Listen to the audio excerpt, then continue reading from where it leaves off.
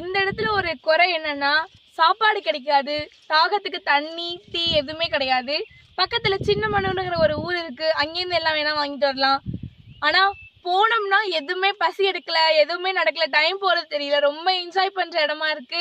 நீங்களும் வாங்க, சீக்கிரமா வந்து இந்த இடத்த பாருங்க, மிஸ் பண்ணாதீங்க. கண்டிப்பா இருந்து எல்லாரும் இந்த இடத்த பார்க்கணும். இந்த வீடியோ பிடிச்சிருந்தா லைக் பண்ணுங்க, ஷேர் பண்ணுங்க அண்ட் சப்ஸ்கிரைப் பண்ணுங்க. காட்டிட்டா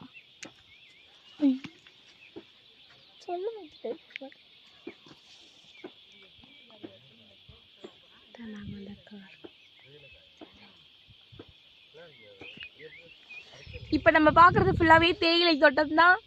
இவ்ளோ தேயிலை தோட்டங்கள்.